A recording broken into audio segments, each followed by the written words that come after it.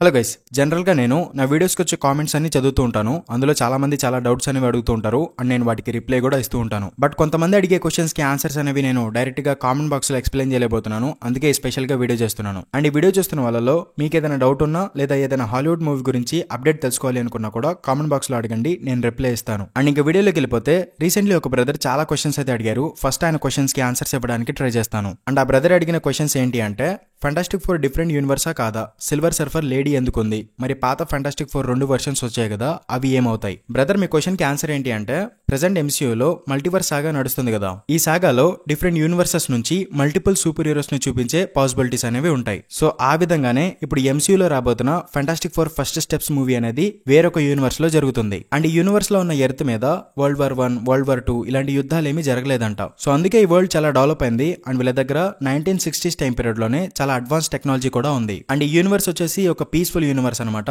And ఈ universe లో fantastic four team తప్ప మిగతా సూపర్ హీరోస్ లైక్ అవెంజర్స్ లాంటి సూపర్ హీరోస్ ఎవ్వరూ ఉండరంట. అండ్ ఇప్పటి వరకు చెప్పిన డీటెయిల్స్ అన్నింటినీ కూడా ఈ మూవీ యొక్క డైరెక్టర్ అయిన మ్యాట్ చాక్మన్ కన్ఫర్మ్ చేశారు. సో దీన్ని బట్టి చూసుకుంటే ఈ ఫెంటాస్టిక్ ఫోర్ టీమ్ వచ్చేసి వేరే యూనివర్స్ కి చెందిన వాళ్ళు అనమాట.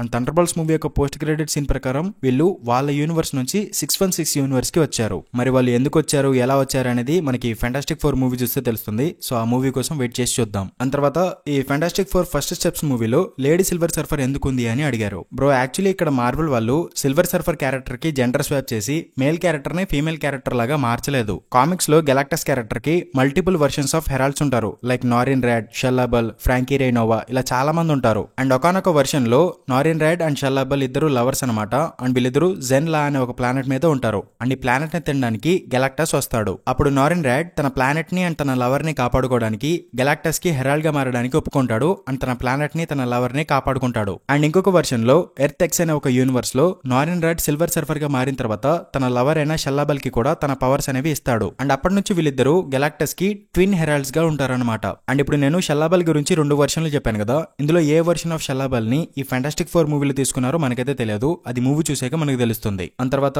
Previously 2 fantastic four version movies వచ్చాయి కదా, అవి ఏమవుతాయని అడిగారు. యాక్చువల్లీ ఆ మూవీస్ అండ్ ఆ యూనివర్స్ అనేవి అలాగే ఉన్నాయి. వాటి ఫ్యూచర్ గురించి మనకేమీ తెలియదు. ఒకవేళ నెక్స్ట్ వచ్చే అవెంజర్స్ మూవీస్ లలో కౌన్సిల్ ఆఫ్ రెడ్ రిచర్డ్ ని చూపిస్తే గనక ఈ 2 యూనివర్సెస్ నుంచి కూడా మిస్టర్ ఫెంటాస్టిక్ క్యారెక్టర్స్ ని తీసుకొచ్చే ఛాన్స్ అయితే ఉంది. అండ్ ఇవన్నీ కూడా మార్వెల్ ప్లాన్ చేసిన విధానాన్ని బట్టి ఉంటుంది. సో చూడాలి మరి మార్వెల్ వాళ్ళు ఏం ప్లాన్ చేయబోతున్నారు. అండ్ తర్వాత the amazing Spider man 3 movie వస్తుందని అడిగారు. బ్రో, ఇదైతే అసలు జరగదు బ్రో. దీని గురించి మనం మాట్లాడుకోవడం కూడా వేస్టే. ఎందుకంటే సోనీ వాళ్ళకి ఈ మూవీ తీద్దామని అసలు ఇంట్రెస్టే లేదు. వాళ్ళు మర్చిపోయారు. అండ్ మీరు కూడా మర్చిపోండి. అండ్ ఇంకా టోబీ పరిస్థితి ఏంటి అని అడిగారు కదా, దాని గురించి కూడా ఎటువంటి క్లారిటీ అయితే లేదు. అండ్ స్పైడర్ మ్యాన్ 4 మూవీ వస్తుందో లేదో కూడా తెలియదు. కానీ Toby and Andrew Spider Man characters అనేవి Spider Man 4 and Secret Wars movies లో కనిపిస్తాయని చెప్పి కొన్ని రిపోర్ట్స్ అయితే వస్తున్నాయి. మరి అది ఎంతవరకు నిజం అనేది చూడాలి మరి. అండ్ తర్వాత నెట్ఫ్లిక్స్ లో ఉన్న మార్వెల్ సిరీస్ లు ఏ యూనివర్స్ అని అడిగారు. యాక్చువల్లీ నెట్ఫ్లిక్స్ లో ఉన్న మార్వెల్ సిరీస్ లన్నీ 616 యూనివర్స్ కి క్యానన్ అని చెప్పి అఫీషియల్లీ కన్ఫర్మ్ అయింది. వాటిని టైమ్ లైన్ లో కూడా యాడ్ చేశారు. అంటే ఆ సిరీస్ లన్నీ ప్రెసెంట్ ఎంసీయూ యూనివర్స్ ఉంది కదా, అందులోనే జరుగుతాయి, ఈ టైమ్ లైన్ లోనే జరుగుతాయి అనమాట. సో అందుకే నెట్ఫ్లిక్స్ లో రిలీజ్ అయిన డే డెవిల్ సిరీస్ కి కంటిన్యూషన్ గా రీసెంట్లీ డే డెవిల్ బార్నింగన్ సిరీస్ ని తీశారు. సో ఇప్పుడు మీకు ఒక క్లారిటీ వచ్చింది అనుకుంటున్నాను. అండ్ తర్వాత అవెంజర్స్ సీక్రెట్ వార్స్ మూవీలో అందరు వేరియంట్స్ అండ్ పాత వాళ్ళు కూడా ఉంటారా?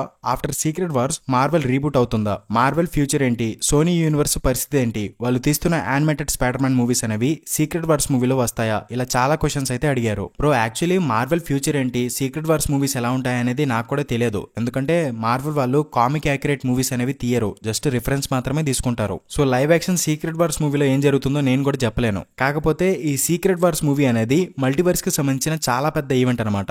ఇందులో మీరు అడిగినట్టు సోనీ స్పైడర్ మ్యాన్ యూనివర్స్ నుంచి, ఎక్స్ మ్యాన్ యూనివర్స్ నుంచి, మన అవెంజర్స్ యూనివర్స్ నుంచి ఇలా మల్టిపుల్ సూపర్ హీరోస్ కనిపించే ఛాన్సెస్ అయితే డెఫినెట్లీ ఉన్నాయి. అండ్ రీసెంట్లీ మీరు డూమ్స్డే మూవీ యొక్క కాస్టింగ్ లో చూసుకుంటే పాత ఎక్స్ మ్యాన్ క్యారెక్టర్స్ కూడా ఉన్నాయి. సో ఇప్పుడు రాబోయే అవెంజర్స్ మూవీస్ లలో ఎవరు ఎప్పుడు ఎక్కడ ఎలాంటి క్యామియో ఇస్తారనేది చెప్పలేం. అండ్ అదంతా మనం థియేటర్స్ లోనే ఎక్స్పీరియన్స్ చేయాలి. అండ్ ఈ సీక్రెట్ వార్స్ మూవీ తర్వాత ఎంసీయూ రీబూట్ అవుతుందా అని కూడా అడిగారు. యాక్చువల్లీ ఎంసీయూ అయితే రీబూట్ కాదు బ్రో. అండ్ ఇది మార్వెల్ టెలివిజన్ హెడ్ అయిన బ్రాడ్ బెండర్బామ్ కూడా కన్ఫర్మ్ చేశారు. ఈ మూవీ తర్వాత ఎంసీయూ జస్ట్ సాఫ్ట్ రీబూట్ అవుతుంది. అంటే అవెంజర్స్ యొక్క స్టోరీ అనేది ఎండ్ అవుతుంది. నెక్స్ట్ మ్యూటెంట్ సాగాలో ఎక్స్ మెన్ యొక్క స్టోరీ అనేది స్టార్ట్ అవుతుంది. అంతేగాని మొత్తం రీబూట్ చేసేసి కొత్త యూనివర్స్ చూపించడం, అందులో కొత్త అవెంజర్స్ టీమ్ ని చూపించడం ఇలా ఏముండదు. సో ఇప్పుడు మీరు అడిగిన క్వశ్చన్స్ అన్నిటికీ ఒక చిన్న క్లారిటీ వచ్చిందని నేను అనుకుంటున్నాను. అండ్ తర్వాత చాలా మంది అలిటా బ్యాటిల్ ఏంజల్ 2 మూవీ రావడానికి ఎందుకు ఇంత లేట్ అవుతుంది అని అడిగారు. యాక్చువల్లీ ఈ మూవీ యొక్క రైటర్ అండ్ ప్రొడ్యూసర్ అయిన జేమ్స్ కెమెరామెన్ తాత గారు 2023లో ఫోర్బ్స్ మ్యాగజైన్ వాళ్ళకి ఇంటర్వ్యూ ఇస్తూ ఏం చెప్పారంటే, ప్రెజెంట్ నేను అవతార్ 3, 4, 5 ఈ 3 సీక్వెల్ మూవీస్ ని డెవలప్ చేసే పనిలో ఉన్నాను అండ్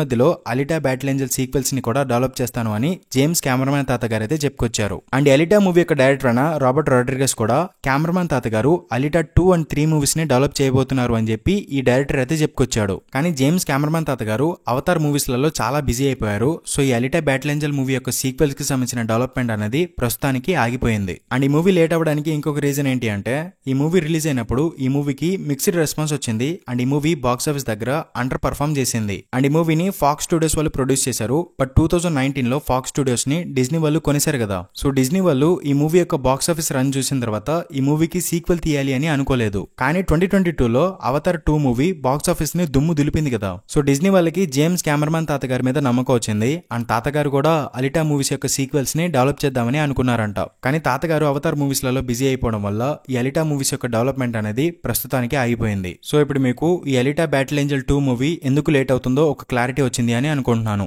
అండ్ తర్వాత క్వశ్చన్ ఏంటి అంటే, Ghost Rider character Agents of SHIELD series లో ఉన్నాడు కదా, మరి ఇప్పుడు Ghost Rider MCU main timeline లో ఉన్నట్టే కదా, మరి ఎందుకు మూవీస్ లలో చూపించడం లేదు అని కొన్ని క్వశ్చన్స్ అయితే అడిగారు. Actually agents of SHIELD series అనేది ఎంసీయూ టైమ్ లైన్ కి క్యానన్ కాదు. అంటే ఆ సిరీస్ అనేది ఎంసీయూ మెయిన్ టైమ్ లైన్ లో జరగదు, వేరే యూనివర్స్ లో జరుగుతుంది. అండ్ ఆ సిరీస్ లో ఫస్ట్ ఒక గోస్ట్ రైడర్ ఉంటాడు అండ్ తను రాబీ రైస్ అనే ఒక క్యారెక్టర్ కి తన స్పిరిట్ ఆఫ్ వెంజెన్స్ ని ఇస్తాడు. మరి ఆ ఫస్ట్ కనిపించిన Ghost Rider character Nicolas Cage play చేసిన జానీ బ్లేస్ క్యారెక్టర్ అని మీకు డౌట్ రావచ్చు. బట్ దాని గురించి ఈ సిరీస్ లో ఎటువంటి క్లారిటీ అయితే ఇవ్వలేదు. అండ్ ప్రస్తుతానికి ఈ గోస్ట్ రైడర్ క్యారెక్టర్ వేరే యూనివర్స్ లో ఉన్నాడు అండ్ మన ఎంసీయూ మెయిన్ టైమ్ లైన్ కోసం రైన్ గోస్లింగ్ ని గోస్ట్ రైడర్ గా తీసుకుందామని ప్లాన్ చేస్తున్నట్టు రీసెంట్లీ కొన్ని రిపోర్ట్స్ కూడా వచ్చాయి. సో చూడాలి మరి ఈ గోస్ట్ రైడర్ క్యారెక్టర్ కి సంబంధించి మార్వెల్ ప్లాన్స్ అనేవి ఎలా ఉండబోతున్నాయో. అండ్ తర్వాత క్వశ్చన్ ఏంటి అంటే, హల్క్ కి సంబంధించిన సోలో మూవీ వస్తుందా రాదా అని చాలా మంది అడుగుతున్నారు. Actually 2008 the incredible Hulk movie తర్వాత నుంచి హల్క్ యొక్క సోలో మూవీ రాకపోవడానికి రీజన్ ఏంటి అంటే, హల్క్ క్యారెక్టర్ రైట్స్ అనేవి మార్వెల్ దగ్గర ఉన్నప్పటికీ కూడా ఆ మూవీస్ యొక్క డిస్ట్రిబ్యూషన్ రైట్స్ మాత్రం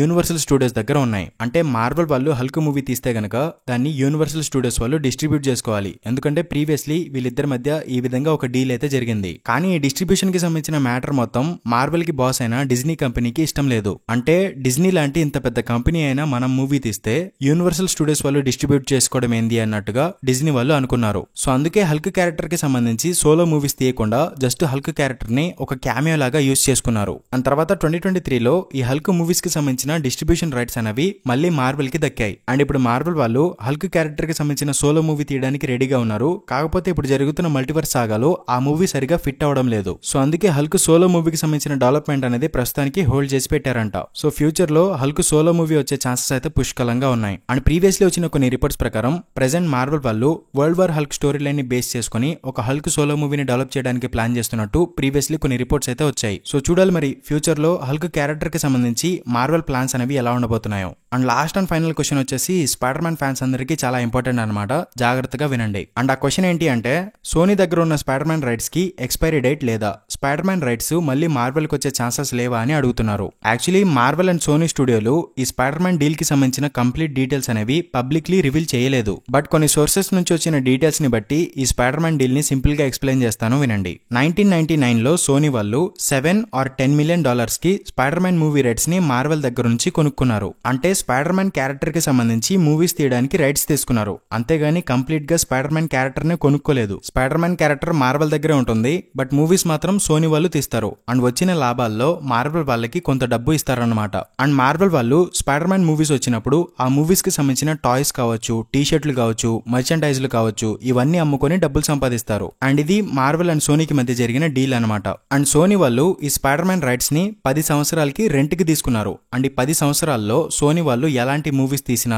ఏం చేసుకున్నా కూడా మార్వెల్ వాళ్ళకి సంబంధం లేదు, వాళ్ళు ఇంటర్ఫియర్ అవ్వకూడదు. బట్ అది టామ్ హాలండ్ స్పైడర్ మ్యాన్ విషయంలో వేరే ఉంటుంది, అది తర్వాత చెప్తాను. అండ్ ఈ స్పైడర్ మ్యాన్ రైట్స్ డీల్ జరిగిన 10 సంవత్సరాల తర్వాత ఈ స్పైడర్ మ్యాన్ మూవీ రైట్స్ అనేవి ఎక్స్పైర్ అయిపోతాయి. తర్వాత సోనీ వాళ్ళు మళ్ళీ మార్వెల్ తో నెగోషియేట్ చేసి మళ్ళీ ఇంకో 10 సంవత్సరాలకి రెంట్ కి తీసుకోవాలి. అండ్ ఈ విధంగా 1999లో ఫస్ట్ డీల్ జరిగింది, తర్వాత 2009లో సెకండ్ డీల్ జరిగింది, అండ్ మళ్ళీ 2019లో థర్డ్ డీల్ జరిగింది. అండ్ నెక్స్ట్ డీల్ వచ్చేసి 2029లో జరగొచ్చు. అండ్ ఇక్కడ మార్వెల్ వాళ్ళు సోనీ వాళ్ళకి రైట్స్ ఇచ్చే ముందు ఒక కండిషన్ పెట్టారు. అదేంటి అంటే, సోనీ వాళ్ళు ప్రతి 5 సంవత్సరాల 9 నెలల లోపు ఒక్క స్పైడర్ మ్యాన్ మూవీనైనా ప్రొడ్యూస్ చేసి రిలీజ్ చేయాలి. కానీ అలా చేయలేకపోతే సోనీ వాళ్ళు ఎంత గింజుకున్నా సరే మార్వెల్ వాళ్ళు స్పైడర్ మ్యాన్ మూవీ రైట్స్ ని మళ్ళీ వెనక్కి తీసుకుంటారు. అండ్ ఈ కండిషన్ ఉండడం వల్లే సోనీ వాళ్ళు స్పైడర్ మ్యాన్ మూవీస్ అన్నింటినీ కూడా జస్ట్ 3-4 ఇయర్స్ గ్యాప్ తో రిలీజ్ చేశారు. కావాలంటే మీరే చూసుకోండి. ప్రీవియస్ స్పైడర్ మ్యాన్ మూవీస్ 2002, 4, 7, 12, 14, 17, 19, 21 లో రిలీజ్ అయ్యాయి. ఇందులో ఏ మూవీకి కూడా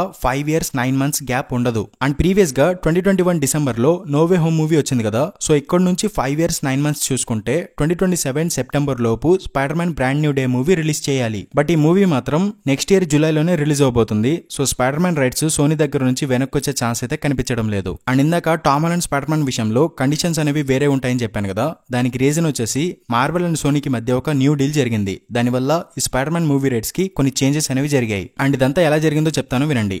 2014లో the amazing Spider Man 2 movie వచ్చింది. అది కమర్షియల్ గా బాగానే పర్ఫామ్ చేసింది. కానీ కొన్ని ప్రాబ్లమ్స్ వల్ల next the amazing Spider man 3 movie cancel అయిపోయింది. అండ్ తర్వాత 2015లో కెవిన్ ఫైగి సోనీ దగ్గరికి వెళ్లి ఒక న్యూ స్పైడర్ మ్యాన్ క్యారెక్టర్ ని ఎంసీయూలో చూపిద్దాం, దానివల్ల మీకు కూడా లాభం ఉంటది, మాకు కూడా లాభం ఉంటదని సోనీ వాళ్ళకి చెప్పి వాళ్ళని ఒప్పించి డీల్ చేసుకున్నాడు. అండ్ ఈ డీల్ లో ఉన్న కండిషన్స్ ఏంటి అంటే Tom Holland Spider Man character కి సంబంధించిన క్రియేటివ్ కంట్రోల్ మొత్తం మార్వెల్ దగ్గరే ఉంటుంది. లైక్ ఆ క్యారెక్టర్ ఎలా ఉండాలి, స్టోరీ ఎలా ఉండాలి, ఎంత బడ్జెట్ పెట్టాలి, ఇవన్నీ మార్వెల్ వాళ్ళే డిసైడ్ చేస్తారు. వీటి జోలికి సోనీ వాళ్ళు రాకూడదు, వాళ్ళు ఇందులో ఇంటర్ఫియర్ అవ్వకూడదు. అండ్ మార్వెల్ వాళ్ళు స్పైడర్ మ్యాన్ మూవీ కంప్లీట్ చేసిన తర్వాత ఆ మూవీ యొక్క డిస్ట్రిబ్యూషన్, మార్కెటింగ్, ఫైనాన్సింగ్ ఇవన్నీ సోనీ వాళ్ళు చూసుకుంటారు. అండ్ ఇప్పుడు మార్వెల్ వాళ్ళు spider man live action handle చేస్తున్నారు కాబట్టి సోనీ వాళ్ళు యానిమేటెడ్ ఫిల్మ్స్ ని హ్యాండిల్ చేస్తారని డీల్ చేసుకున్నారంట. అండ్ ఇప్పుడు మీకు ఒక డౌట్ రావచ్చు, అదేంటి అంటే ఈ డీల్ ప్రకారం సోనీ తప్పులేదు కదా, మరి ఎందుకు నువ్వు ఎప్పుడు చూసినా సోనీని తిడుతూ ఉంటావని డౌట్ రావచ్చు. Actually Tom Holland Spider Man విషయంలో నేను సోనీని ఎక్కువ తిట్టను, జస్ట్ సరదాగా అంటాను అంతే. నాకు తెలుసు అది మార్వెల్ వాళ్ళు హ్యాండిల్ చేస్తున్నారు అని. కానీ Andrew Garfield and Toby Maguire characters అనేవి సోనీ దగ్గరే ఉన్నాయి కదా, వాళ్ళ మూవీస్ తీసి ఫ్యాన్స్ ని సాటిస్ఫై చేసి డబ్బులు సంపాదించవచ్చు కదా. కానీ సోనీ వాళ్ళు ఫ్యాన్స్ మాట అస్సలు పట్టించుకోరు. And Tom Holland Spider Man విషయంలోనూ కూడా కొన్ని సార్లు తలతెక్క పనులు చేస్తూ ఉంటారు. అందుకే నాకు కోపం వచ్చేస్తూ ఉంటుంది. కానీ ఏ మాటకా మాట చెప్పుకోవాలి, వెనమ్ యూనివర్స్ తప్ప సోనీ వాళ్ళు తీసిన స్పైడర్ మ్యాన్ మూవీస్ అన్ని బాగుంటాయి అండ్ నాకు చాలా ఇష్టం కూడా. అండ్ నేను ఇది చాలా సార్లు చెప్పాను, ఈ విషయంలో సోనీ వాళ్ళు బెస్ట్ అని. కానీ వాళ్ళు మాత్రం వెనమ్ యూనివర్స్ లో మూవీస్ తీసి ఫ్యాన్స్ కి బీపీ పెంచే పనిలో పడ్డారు. అందుకే నేను ఎప్పుడు చూసినా సోనీని తిడుతూ ఉంటాను. అండ్ ఫైనల్లీ మీ అందరికీ స్పైడర్ మ్యాన్ రైట్స్ కి సంబంధించి ఒక క్లారిటీ వచ్చిందని అనుకుంటున్నాను. అండ్ మీకు ఏమైనా డౌట్స్ ఉంటే ఇంకా కామెంట్ బాక్స్ లో అడగండి, దానికి రిప్లై కూడా ఇస్తాను. అండ్ ఇది గైస్ వీడియో. ఇలాంటి మరిన్ని వీడియోస్ కోసం మూవీవర్స్ ఛానల్ ని సబ్స్క్రైబ్ చేసుకోండి. అండ్ ఇంకొక వీడియోతో మళ్ళీ మీ ముందుకు వచ్చేస్తాను. అంతవరకు సెలవు, బై బై.